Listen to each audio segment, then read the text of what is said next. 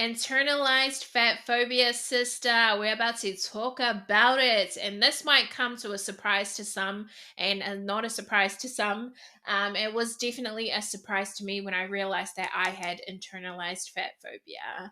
So, what is internalized fat phobia? It's pretty much everything I just said in fat phobia, but you do it as a fat person. So, you pretty much do it to yourself, which is what we are doing. It essentially is what we are doing. And it makes sense, right? Because we are brought up in, society, in front of the media, conditioned this way to believe that fat is not okay, fat is not healthy, fat is, bad, fat is evil. We don't want to be fat, right? So it makes sense as to why we have that on ourselves. But like everything else, I feel like a lot of fat people don't realize that this is what they have and this is what they are doing to themselves. So, fat phobia shows up in the fact that we don't love ourselves because we are fat. We don't think we're worthy because we're fat. We don't think we're worthy because of our appearance. We judge or look down on other fat people. Have you ever went into a room as a fat person and sized everyone up?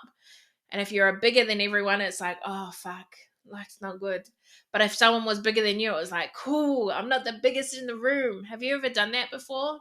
You don't wear things because you think it's only for thinner bodies. You think you're unattractive because you don't live up to the thin beauty standards. You think you need to lose weight to be lovable. You think you need to lose weight to be desired. You think you need to lose weight to be happy. We really have this desire to be smaller, and we're doing it to ourselves, and it's internalized fat phobia. And I say we're doing it to ourselves, but it's not our fault, but it is our responsibility on how we go about this. And like I said, a lot of fat people do it to themselves, right? You walk into the room, you size everyone up, whoever's bigger than you, you're more superior to them, and everyone who's skinnier than you, you're inferior to them, right? Or you see fat people and you're like, oh, she's unhealthy. Like straight off the bat, there's this real thing, and I get it a lot with the work that I do, that people think I promote unhealthiness, and it comes from fat people as well. It's not just trolls. Trolls are a whole different thing, right? But they say, why are you promoting unhealthiness? And I think we need to separate the two. That's the problem, is we're conjoining fat meaning unhealthy. And that's fat phobia, right? We need to separate the two, because fat does not equal unhealthy. There are fat people that are athletes, or fat people that are fit as fuck. There's skinny people that are unhealthy, right? Who fucking cares, right? There's different types of health that we can get into. It's not always physical health. What about mental health, emotional health, environmental health, spiritual health, all the different healths, right? So it's not something we can just group into a box, but we do it to ourselves. So many people have said that to me. Why are you promoting unhealthiness? I'm not promoting unhealthiness. I'm promoting to be confident in your plus size body, to love what you see in the mirror, to know that your weight doesn't equal your worthiness. And I've not said, in those lines, I've not said anything about being unhealthy, right? So separating the two, so we need to think about our own lives, what we are doing in our lives to reinforce this fat phobia. We do reinforce it, and I'm learning every day as well in places where I reinforce fat phobia and I'm not even aware of it. And before we go on, I just want to emphasize the fact that you don't need to be healthy to be a worthy human being in the first place, no matter what kind of health it is. So whenever somebody comes at me with that healthy shit, being unhealthy and healthy shit, I'm like, that doesn't give you any right to be rude to somebody, to mock somebody, to bully somebody, to think less of somebody. That make it make sense, please. You don't need to be healthy to be a worthy human being. And the reason why somebody's fat is none of your business. It doesn't matter. We all deserve respect and to be treated fairly. So I say all of this to become aware, to see where it shows up in your life. Where do you reinforce fat phobia in your life? Telling yourself that you need to lose weight to be happy, looking in the mirror and telling yourself you hate yourself because of the size of your body, jumping on scales, and when you lose weight, celebrating like, fuck yes, I'm attractive, I'm amazing now, right? And then when you put on weight, that guilt, that shame, that, less than, the unworthiness and all of that rises. This is a lot of the reason why I say to get rid of those scales if it's not doing anything for you. I would recommend to get rid of the scales, to stop the diets, because diet culture reinforces fat phobia as well. And diets don't work. 95% of diets fail. There's so many studies out there that shows that diets don't work.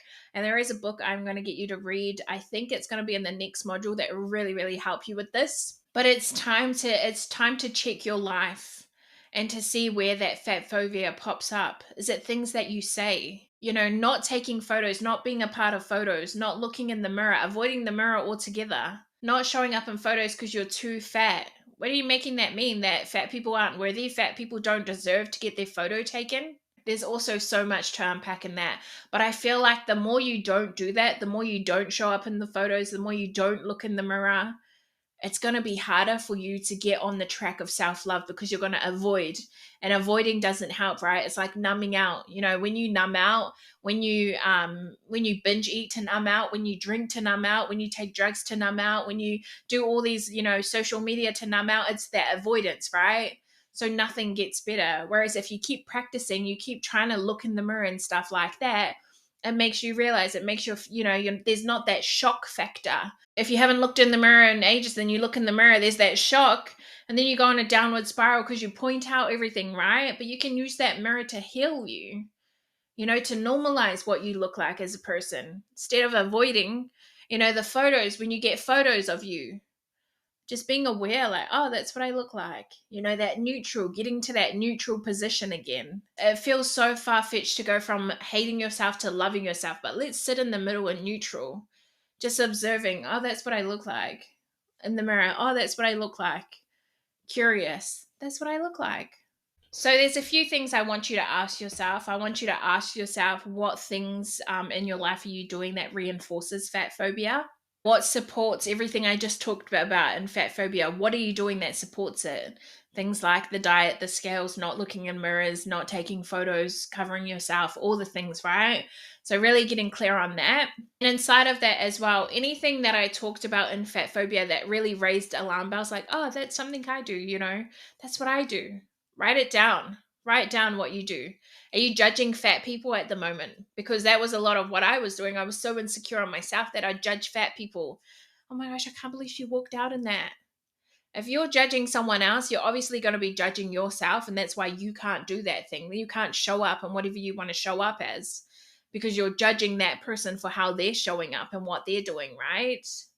So just taking note of all these things in your life where you're reinforcing fat phobia, when you're being fat phobic to somebody else, when you're fat phobic, that internalized fat phobic to yourself, right? Writing it all down. Start journaling, do that mind dump, that brain dump, right? I want you to write down what you think of when you hear the word fat, or what you think of when you think of fat people, plus size community, all that kind of stuff. What are the things that come up for you, right? And is there alarm bells there? Does it automatically go ugly, not worthy, all the things, right? Write all that shit down. It's okay. And don't judge it as well. We're taking notes. We're taking notes for where we're currently at. And this is also good as well, because at the end of the 12 months, these are things we can look back on. Wow, I used to have a mindset that thought that, that fat people were unworthy, that I was unworthy because I was fat, that I hated what I looked like in the mirror. And now I'm in body neutrality, or now I love myself and I'm so confident in all the things. So it's like you can kind of you can become aware of how far you've come as well. So if you look at it that way and don't judge yourself and just let it get all out, you don't have to repeat any of this stuff. If you don't want to share it with anyone, that's okay. But I also would love for you to come into the group and share. Because I can tell you myself, I had a lot of fat phobia, a lot of internalized fat phobia, all the things I talked about, I was that, right? Doing it to ourselves. And a lot of the times people aren't aware. So that's the problem in the first place. I want you to complete the sentence as well. Fat people are what? What comes up for you there? Fat people are, I don't love my body because, I want to lose weight because, I want to lose weight, but. And also with anything that comes up, I want you to think about, if there's a voice, whose voice is it? Is it your voice or is it someone else's voice? Is it learned? Is it something you want to give back to somebody? So these are all the things I really want you to get clear on. There also is a YouTube video I want you to watch below, which is freaking incredible. And there's also a book I want you to get stuck into, which is by Virgie Tovar. And it is You Have the Right to Remain Fat. This one is epic. I think it's only like 60 something pages long. You can get it as an ebook online, and just read through that. It's freaking incredible. So yeah, get stuck into it.